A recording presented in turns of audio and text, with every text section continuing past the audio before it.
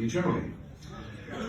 Lenny Coleman was born in Newark, was raised in Montclair, went to Montclair High School, played the three traditional sports, football, basketball, and baseball, earning selection as an All-American as a senior.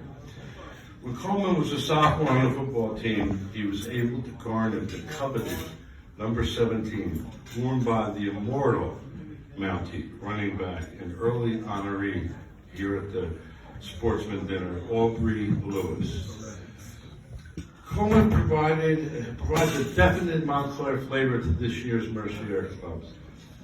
As he grew up in the community, he played in the sandlots with slightly older friends such as Ron Burton, who we introduced before, Bruce Taylor, Bill Swan, Roger Taylor, Jay Johnson, who learned to appreciate the precocious and very competitive young talent who joined them while playing bitty football under coaches such as Claude Jackson.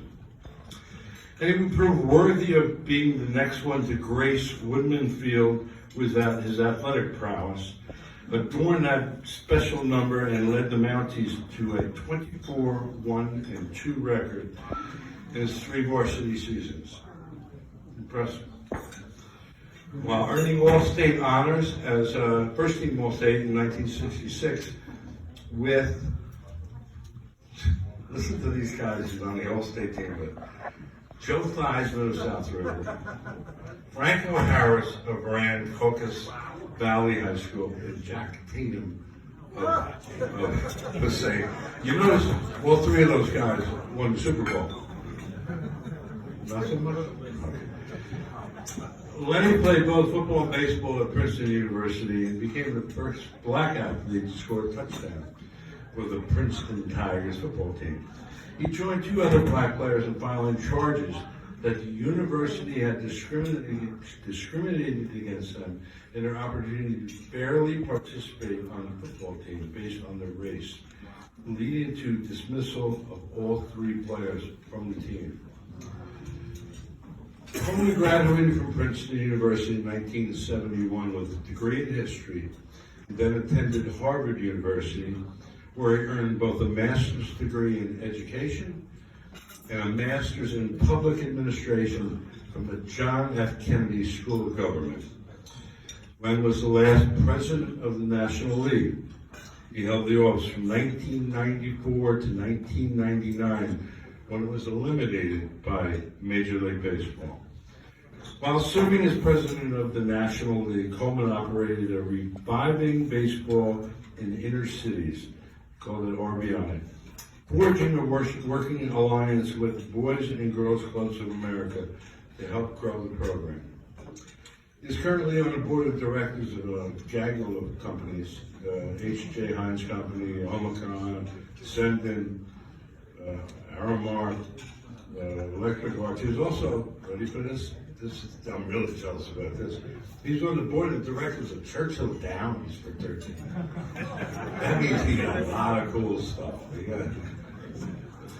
Len was a longtime public servant and served as commissioner of the New Jersey Department of Community Affairs, commissioner of the Department of Energy, appointed by Governor Tom Keene. He was also a municipal finance banker for Kidder Peabody and was the president of the Greater Newark Urban Coalition.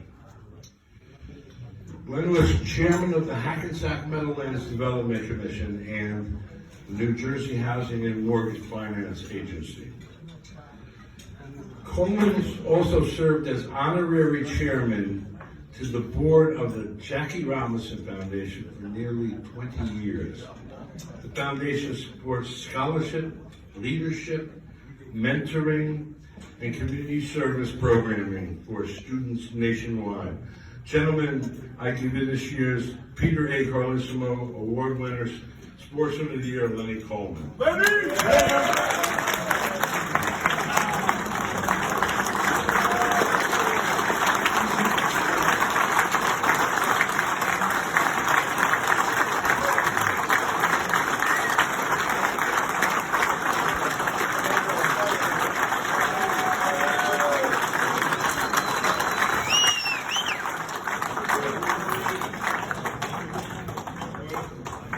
Thanks so much, Tim.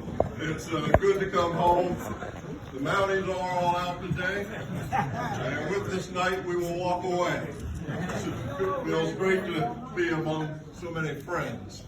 I say to Steve Tolbert, congratulations on receiving your award, and I know you're a West Essex guy, but quite frankly, you've been hanging around Montclair so long. We're adopting you and making you an honorary Mountie from the glory days. I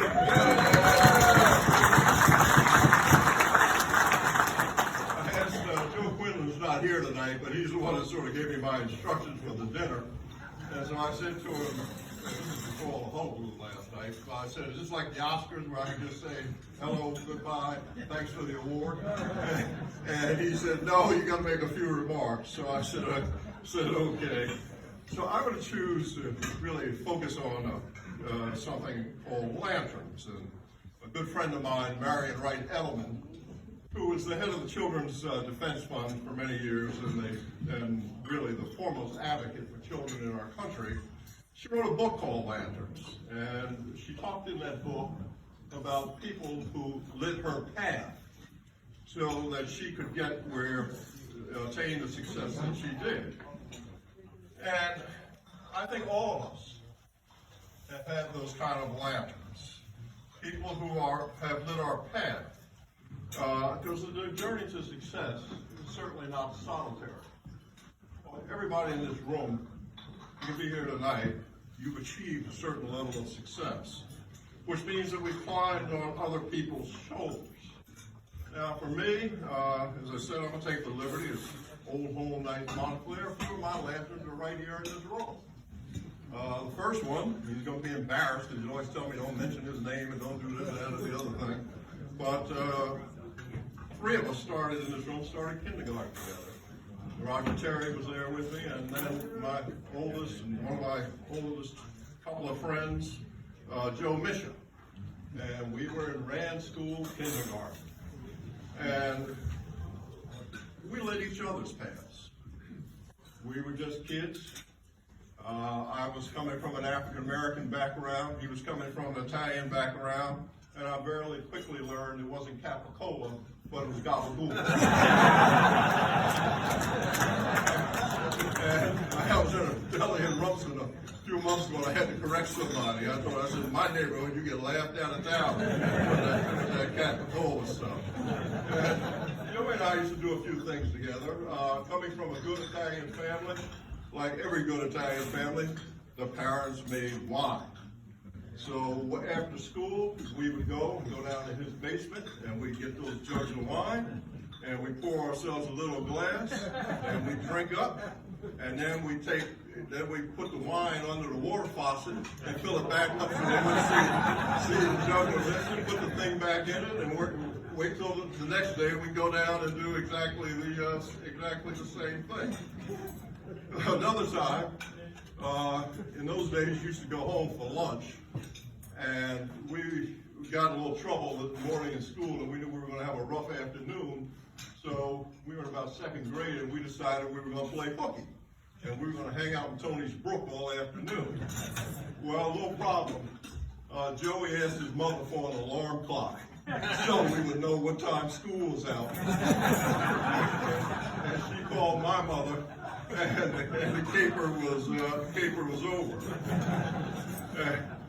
And I know a lot of us in this room, and we still think about it quite a bit. The Nutley game, and a lot of my football buddies are here. And we pulled it out 27-26 with no time left on the clock and had to kick the extra point and everything. Well, somebody scored a touchdown, somebody kicked the extra point, but we didn't win the game if the snap wasn't good to the kicker. And Joey snapped that ball back, and Ray Morris.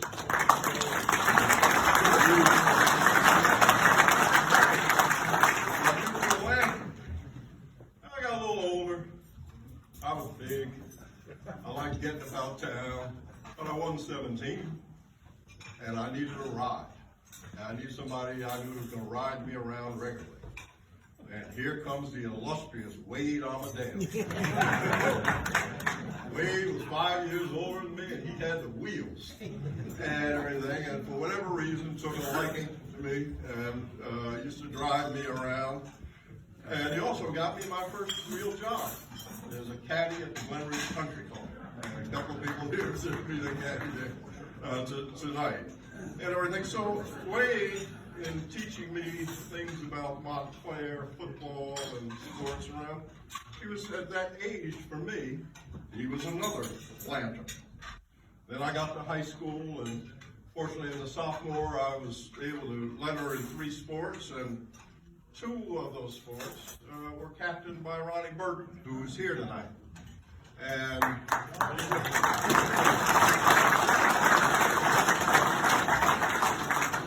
I learned from Ronnie about leadership and how to command a team and what it took in the 4th quarter to win. So once again, a lantern. Now you couldn't be from Montclair without Clary and Butch, of course, being lanterns. I particularly related to Butch. I think a lot of it was temperament. Those of you who knew me when I was younger, Butch and I had somewhat of the same temperament, which was combustible. But I also liked Butch because Butch didn't care where you came from, who your parents were, what part of town you came from. If you were good and you could play, Butch was going to put you on the field. And somebody mentioned, I think Steve Silver earlier tonight about Butch. Butch told you directly how you played. I remember, I was sorry when I heard Richie Sanfilippo was supposed to be here tonight. He couldn't be here from Great Belleville after, because I can remember playing in a basketball game in Belleville, and we went in and we were 1 point down at halftime. And Butch went down the whole thing, well, what had happened in the first half, and at the end of his speech, he pointed at me, and he said, "Coleman, if you weren't such horse crap," and he didn't say horse crap, we'd be winning by 10. And everything, but I loved when Butch was direct and would tell you, and I'm very appreciative of this award tonight, but I have to tell you, he was an exceptional lantern for me. And I think the greatest award I have ever received is when his daughter asked me to give his eulogy. And he meant just that much to me. Now, Tim just mentioned I went down to Princeton, and Princeton for me was a mixed bag. I liked the school, had a good time socially, but athletically, we didn't kind of see eye to eye. I mean, I used to come into Montclair where, I thought if we lost the game, we were going to run out of town. I went down to Princeton, they didn't even seem to care. It was let's tailgate and let's go. And then in my class, it was a different environment for me. A totally different environment. In my class, there were only 15 African Americans, and there were more African Americans on the Montclair football team than there were in the whole university. So it was a different type of thing, and I certainly didn't adjust quickly enough. And as I said, I could be combustible in those days, and I was a little bit off the rails, and I decided that I was going to transfer. And my mother didn't want to hear nothing of it. Told me, "Leonard, I am going to be in Princeton in May of 1971, and I better see you there, diploma in hand."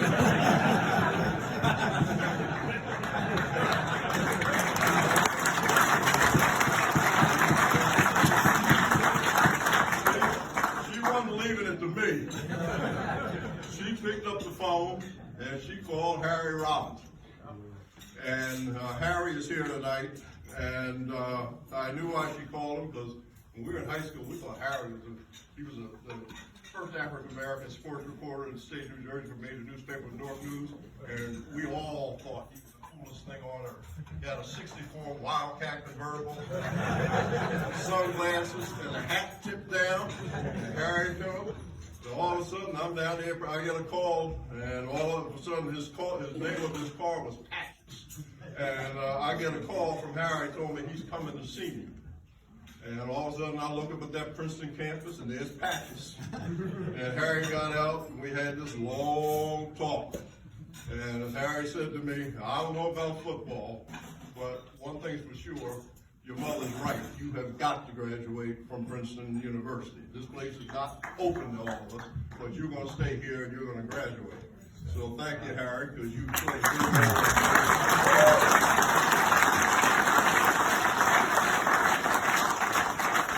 I've had other lanterns. Professor at Harvard, Martin Tilson, that actually got me to work in class. I can't say enough about Governor Kane, who took a chance on a 32-year-old kid and made me the Commissioner of Energy for the state. I remember Nick Brady, who you might recall later became the Secretary of the Treasury under George Bush, called and said to me, hey Len, Tom wants you to be his energy commissioner. And I was kind of dumbfounded. And I said, well, Nick, there's only one problem. He said, what? I said, I don't know anything about energy except how to turn the lights on. And he said to me, and it proved to be true, don't worry about it, you'll learn on the job. So the next thing I knew, I was the energy commissioner for the state of New Jersey. And then others in Africa. I worked for 4 years. I got to meet Bishop Tutu, who was a big influence on me. Certainly in baseball, Faye Vincent, Rachel Robinson, and believe it or not, George W. Bush. Because Faye had left the commissionership, and I was thinking to myself, well, my mentor has kind of moved on. Maybe I'm not sure what my future is going to be here. And all of a sudden the phone rang, and it was George W. And he used to, he was managing partner for the Texas Rangers, and he used to call me Big Boy. and I heard this voice on the phone, hey, Big Boy. And I said, well, I don't know, George, you sit tight, you're the American League president. So I thought to myself, I know George knows how to maneuver, so I'm going to be the American League president. And the next thing I knew, Bill White retired prematurely, and George called me and said, well, we did it all, you're going to be the National League president. It worked better for me anyway, because I'm a Dodgers fan. So, all these people and others lit my path. And those are people that helped me.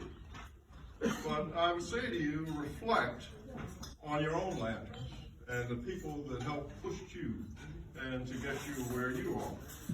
Now, there's another thing we know about lights and about lanterns.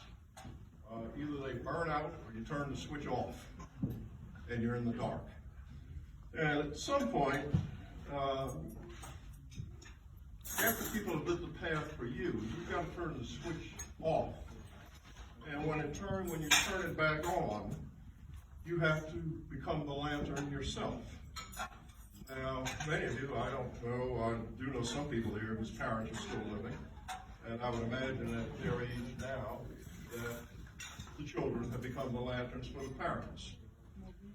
Jackie Robinson had a quote which said, a lot of singular life is only important in how it impacts another life. And I would say to you that being a lantern, and particularly at this stage of our lives, is the reason we're here tonight. Because the Mercier Club is a lantern. They're here to raise funds and get resources so they can illuminate the lives of others. So my message to you tonight is to reflect upon those who have helped you, and in the spirit of the Mercier Club, think about what you can do to help others. Thank you very much.